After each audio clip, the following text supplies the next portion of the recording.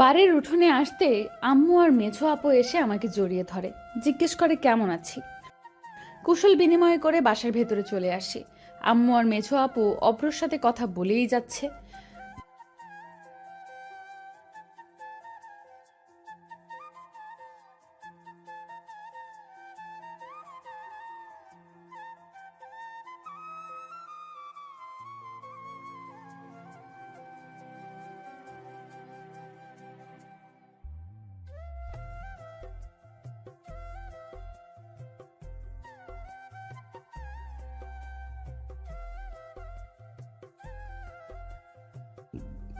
সবাই আড্ডা দিতে ব্যস্ত।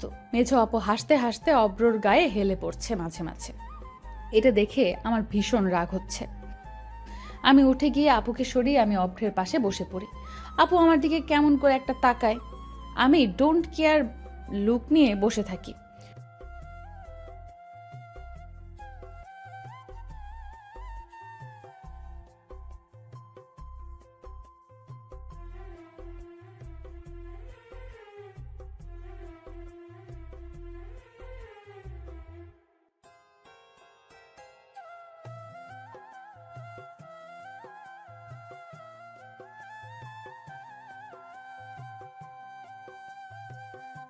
তোর সাথে আমার কথা আছে, ভেতরে চল বলেই আমি রুমের ভেতরে ঢুকে বেডে বসে পা ঝোলাচ্ছি।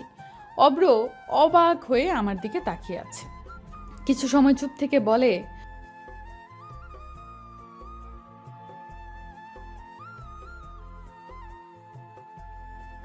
মেঝো আপুর সাথে খুব ঘেঁষাঘেঁষি করছিলি, ভুলে গেছিস আমার কাছে যে ওই ছবিটা আছে?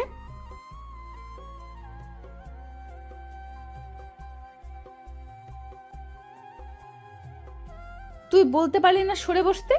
মেঝো আপু তোর 3 মাসের বড়, ভুলে যাস না? আচ্ছা, তুই আমার সাথে সবসময় এমন কেন করিস? তোকে তো আমি ভালো করে চিনি।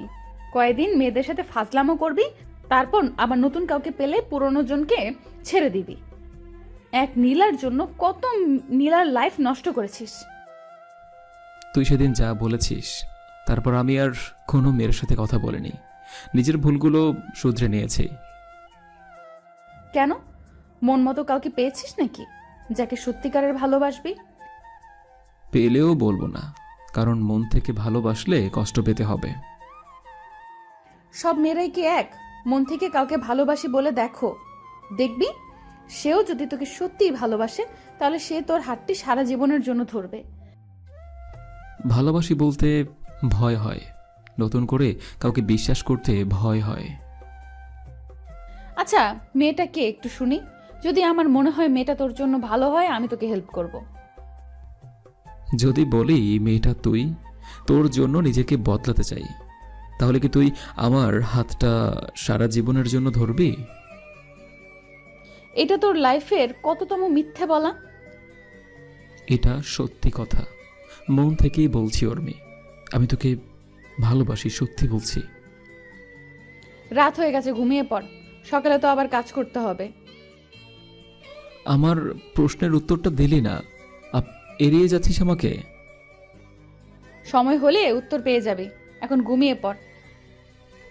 বলেই উর্মি চলে যায়। আমি মুচকি হেসে দরজা বন্ধ করে এসে শুয়ে পড়লাম। কিছু সময়ের মধ্যেই ঘুমিয়ে পড়ি। পরের দিন সকালে উঠে ফ্রেশ হয়ে নাস্তা করে ফুপার হাতে হাতে কাজ করছি। রুম থেকে বের হয়ে দেখি অব্র আব্বুর সাথে কাজ করছে। মেঝো আপু এসে আমার পাশে দাঁড়িয়ে কথা বলছে। কথা বলতে বলতে এক সময় অব্র সম্পর্কে জিজ্ঞেস করতে থাকে। অব্র কেমন, কোনো মেয়ের সাথে কথা বলে কিনা, কোনো বাজে নেশা আছে কিনা। আমি আপুকে বলি, তুমি অব্রের বড়, অব্রকে নিয়ে কিছু মাথায় থাকলে বাদ দিয়ে দাও। আপু জিজ্ঞেস করে কেন আমি অব্রকে নিয়ে ভাবতে বারণ করি, অব্রর সাথে আমার কিছু আছে কিনা। আমি বলি সেটা তোর জানতে হবে না, অব্রর থেকে দূরে থাক। আপু রেগে মেগে চলে যায়। তখনই মোবাইল বেজে ওঠে। মোবাইল হাতে নিয়ে দেখি মামি কল করেছে। আসসালামু আলাইকুম মামি, কেমন আছো?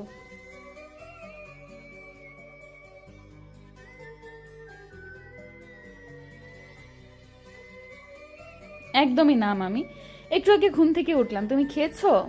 মামা কি অফিসে চলে গেছে?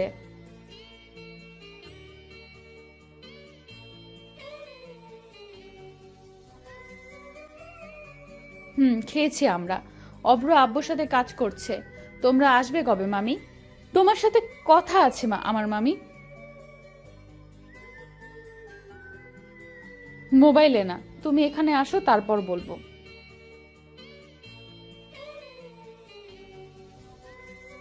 আমি ঠিক আছে বলে কল কেটে আব্বুর কাছে চলে আসছি। অব্র আমার দিকে তাকিয়ে আছে। শপিং করতে যাব না আব্বু, আপুর বিয়ের জন্য?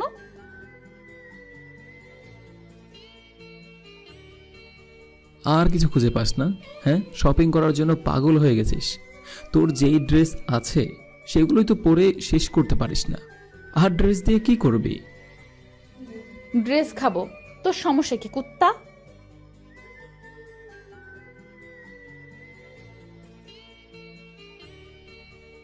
আমি না ফুপা, তোমার মেয়ে সব সময় আমার সাথে ঝগড়া করে।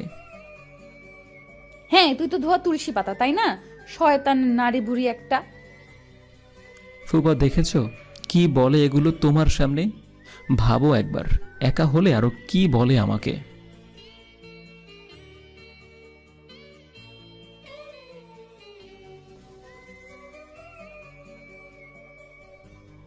উর্মি আমার দিকে রাগী লোক করে তাকিয়ে দাঁত কিরমির করতে করতে চলে গেল।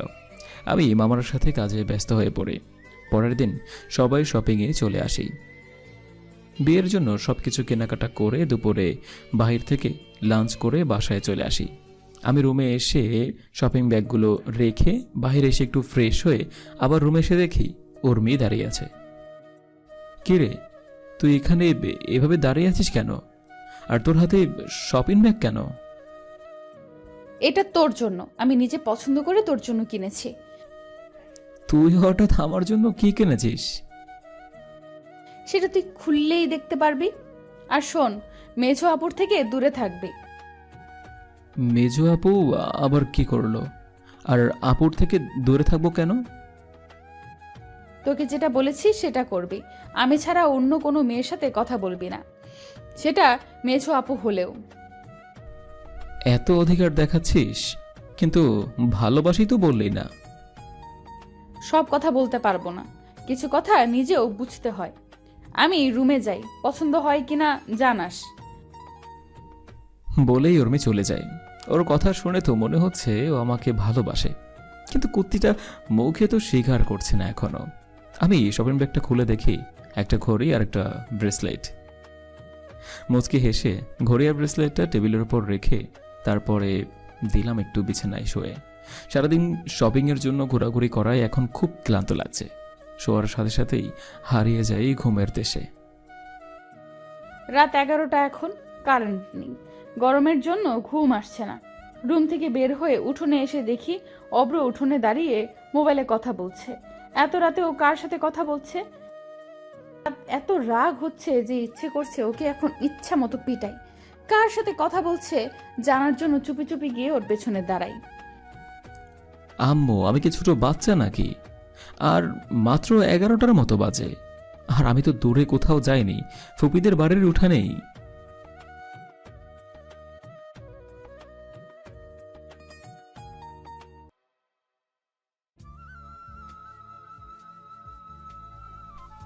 আম্মু, রুমে অনেক গরম, কারেন্ট আসুক তারপর যাচ্ছি। আর তুমি আর আব্বু কালে এসো, বিয়ের তো আর 3 দিন বাকি।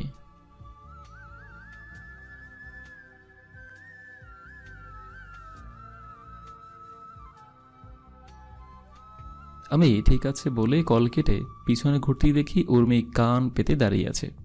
বুঝতে আর বাকি নেই যে আমি কার সাথে কথা বলছি, শোনার জন্যই কান পেতে আছে। কিরে, কি ভেবেছিলি?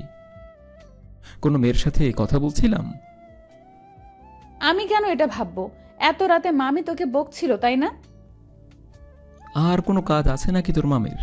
আচ্ছা তুই বলতো, এই গরমের মধ্যে কি রুমে থাকা যায়? সেই জন্যই তো বাইরে চলে আসলাম। আচ্ছা অব্র, একটা সত্যি কথা বলবি? তোর কাছে কি আমি মিথ্যা বলি? কি জিজ্ঞেস করবি কর, সত্যিই বলবো। তুই কি আমাকে সত্যি ভালোবাসিস? হ্যাঁ উর্মি, আমি তোকে সত্যিই ভালোবাসি। আমার থেকে সুন্দর কাউকে পেলে যদি আমাকে ভুলে যাস? পারবো না তোকে ছাড়া থাকতে। ভালোবাসার সত্যি মানে বুঝেছি তোর থেকে, কখনো ছাড়বো না তোকে। আমার দুটি হাত ধরে শপথ করে বল তুই আমারই, শুধু আমারই। এই তোর হাত দুটি ধরে শপথ করে বলছি, জীবনের শুরু থেকে শেষ পর্যন্ত আমি শুধু তোরই। এই কথাটা অব্রর মুখ থেকে শোনার জন্য কত দিনের অপেক্ষা, আজ সেই অপেক্ষা শেষ হলো। অভ্রকে শক্ত করে জড়িয়ে ধরি। অভ্র আমাকে ওর বুকে আগলে নেয়। দুজন দুজনকে জড়িয়ে ধরে অনেক সময় এইভাবেই দাঁড়িয়ে থাকি। কিছু সময় পর অভ্র আমাকে ওর বুক থেকে তুলে কপালে কিস করে। আমি লজ্জা পেয়ে আবার অভ্রের বুকে মুখ লুকিয়ে নেই। আমাদের বাড়ির কোণে একটা বড় গাছ আছে। দুজন এসে সেই গাছের নিচে বসি। আমি অভ্রের কোলে বসে ওর বুকে আমার পিঠ হেলান দিয়ে বসে আছি। অভ্র দুই হাতে আমাকে জড়িয়ে ধরে বসে আছে। বাসায় গিয়েই আব্বু বৌমুকে বলে তোকে আমার বউ করে নেব। তোকে হারাতে চাই না আমি। হারাবি না, আমি তোকে কখনো হারাতে দেব না। তোকে কতটা ভালোবাসি তুই নিজেও জানিস না। যবে থেকে বুঝতে পেরেছি ভালোবাসা কাকে বলে, শুধু তোকেই ভালোবেসে গেছি, কিন্তু তুই সেই ভালোবাসা বুঝতে পারিসনি, আর বুঝতেও চাসনি। আলো ভেবে এতদিন আলেয়ার পিছনে ছুটেছি, কিন্তু বুঝিনি আলো যে আমার কাছেই ছিল। এখন যখন বুঝতে পেরেছি, আর কখনো এই আলোকে আধার হতে দিব না। এখন থেকে তোর আলোয় নিজেকে আলোকিত করব। দুজন আরো অনেক সময় গল্প করতে থাকি। হঠাৎ কারেন্ট আসলে দুজন এসে যে যার রুমে ঘুমিয়ে পড়ি। পরের দিন বিকেলে উঠোনে দাঁড়িয়ে আছি। বিয়ের জন্য প্যান্ডেলের লোকজন এসে সব কিছু রেডি করছে, সেগুলোই দাঁড়িয়ে দেখছি। হঠাৎ দেখে মামা আর মামি এসেছে। দৌড়ে গিয়ে মামিকে জড়িয়ে ধরি। মামি আমার কপালে চুমু দেয়। কুশল বিনিময় করে মামা মামিকে নিয়ে বাসার ভেতরে আসি। আব্বু আম্মুর সাথে কথা বলছে মামা মামি। সন্ধ্যায় উঠানে বসে আব্বু আর ফুপার কথা শুনছি। তখনই দেখি আম্মু আর উর্মি ওর রুমে যাচ্ছে। আমার একটু রহস্যময় লাগলো, তাই উঠে উর্মির রুমের বাইরে দাঁড়িয়ে কান পেতে কথা শুনতে থাকি।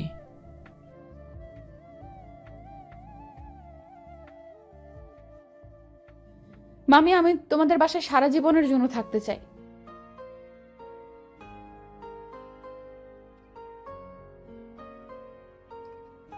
বিয়ে হলে তো অন্য বাসায় পাঠিয়ে দিবে, আমি তখনও অন্য বাসায় যেতে চাই না।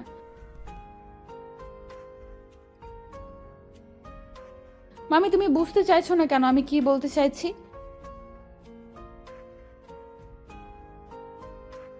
আমি অব্রের বউ হয়ে সারা জীবন তোমাদের সাথে থাকতে চাই।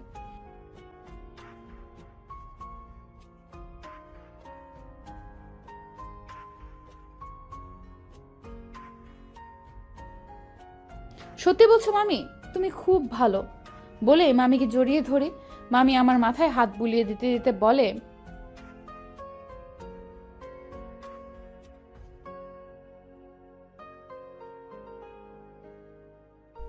আম্মুর কথা শুনে তো আমার নাচতে ইচ্ছে করছে, কিন্তু এখন নিজেকে কন্ট্রোল করে তাড়াতাড়ি এখান থেকে সরে আবার আব্বু আর ফুপার কথা শুনতে থাকি বসে বসে। আম্মু আর উর্মি ওর রুম থেকে বের হয়ে ফুপির রুমে চলে যাচ্ছে। উর্মি যাবার সময় আমার দিকে তাকিয়ে মিটমিট করে হাসতে থাকে। আমি বুঝেও না বোঝার মতো করে বসে থাকি। দেখতে দেখতে আপুর গায়ে হলুদ বিয়ে সম্পূর্ণ হয়ে যায়। কিছুক্ষণ পর আপুকে নিয়ে চলে যাবে। সবাই খাবার খেয়ে বিয়ের কাজ সম্পূর্ণ, টুকটাক কথা বলছে। আমি অব্রের হাত ধরে টেনে একটু আড়ালে চলে আসি। কিরে, এখানে নিয়ে আসলি কেন? আমারও না খুব বিয়ে বিয়ে পাচ্ছে। আগে তো মেজু আপুর বিয়েটা হতে দে, তারপর আমরাও বিয়ে করব। এখন বিয়ে করব আমরা, চল আমার সাথে। পাগল হয়ে গেছিস নাকি? বিয়ে করব বললেই বিয়ে হয়ে যাবে? হ্যাঁ, তুই আমার সাথে আয়। এখানে একটা মাজার আছে, সেখানে একটা হুজুর আছে, তার কাছে গিয়ে 3 কবুল বলে বিয়ে করব। এটা কি ঠিক হবে? আব্বু আম্মু শুনলে কষ্ট পাবে।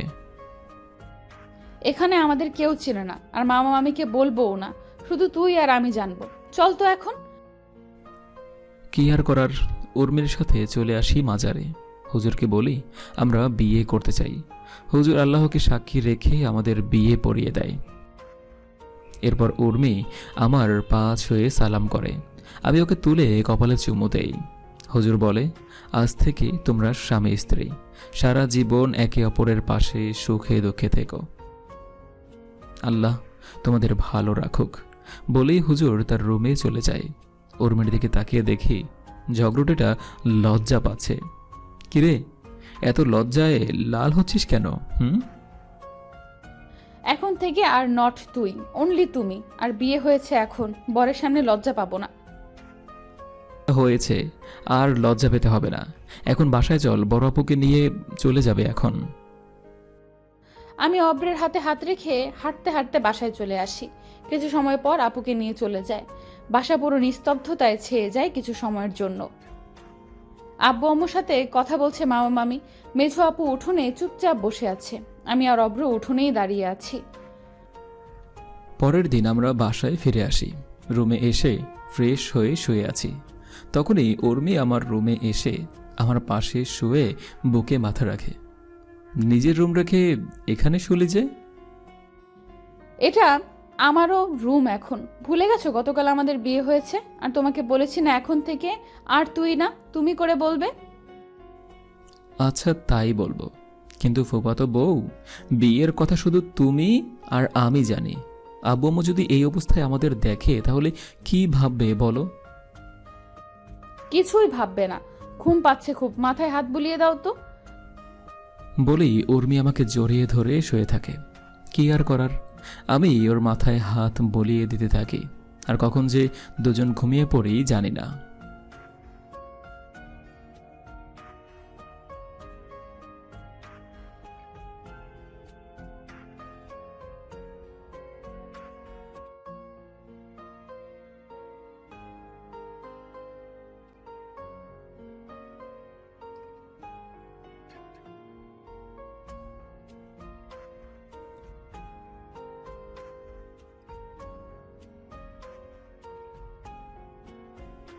রাতে সবাই খাবার খেয়ে একসাথে হলরুমে বসে আছি। উর্মি আম্মুর কোলে শুয়ে আছে, আর আম্মু উর্মির মাথায় হাত বোলাচ্ছে।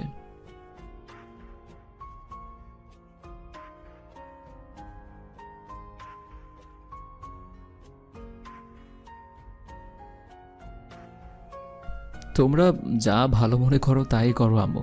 আমরা কি তোমাদের কথার অবাধ্য হয়েছি? তোমরা যা বলবে আমরাও তাই করব মামি। না, এখন থেকে মামি না, আম্মু।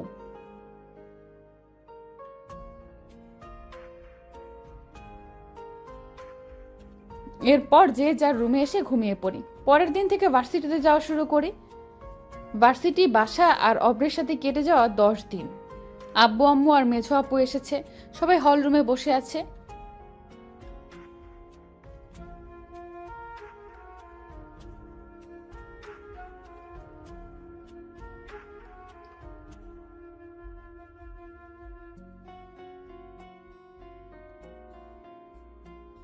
মনে মনে তো নাচানাচি করছি আর ভাবছি বিয়ে তো একবার করেছি, কাল আবার হবে, এরপর আরও একবার।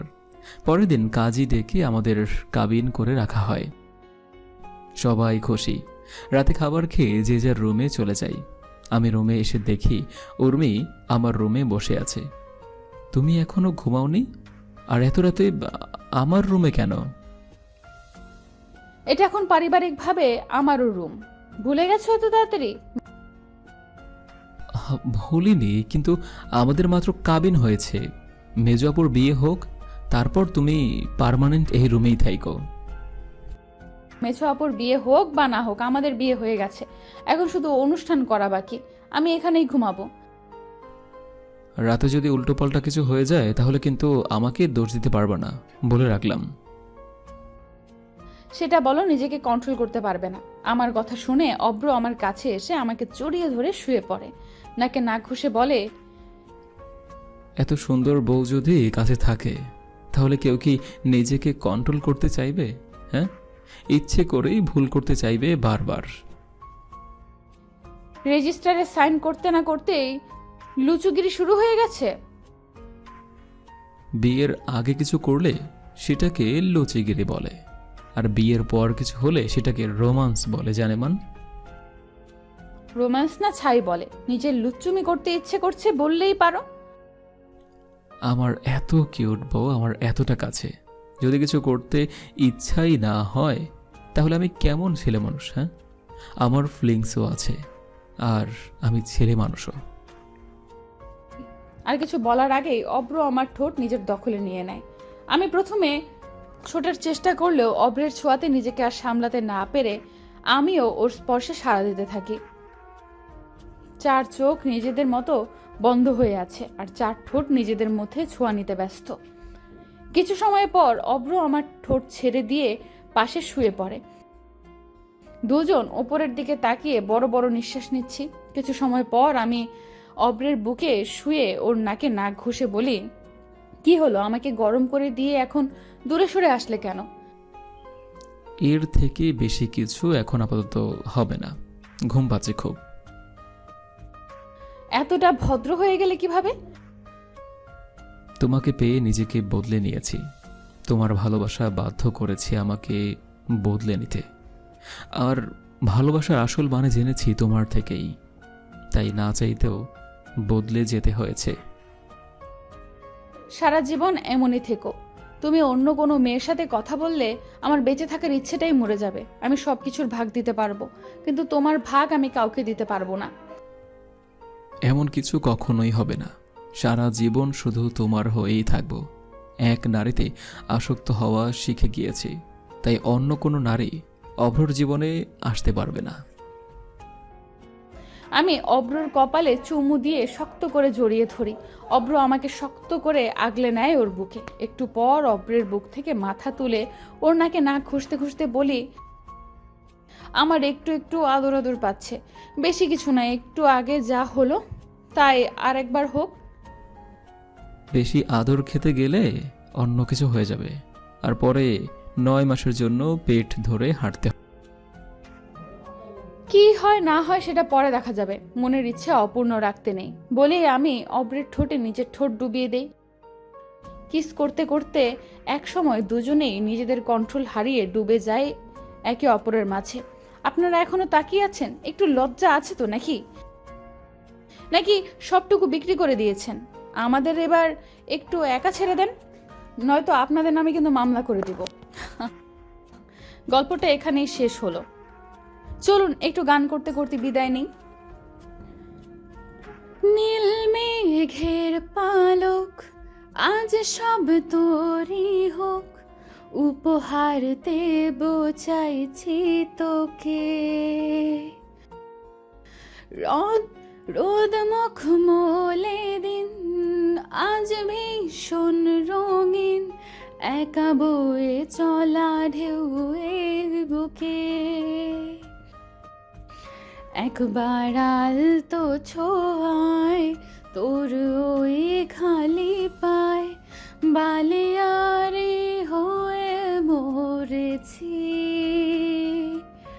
যদি বাঁচতে বলিস সব মিথ্যে নালিশ, আমি 1000 বছর বেঁচেছি।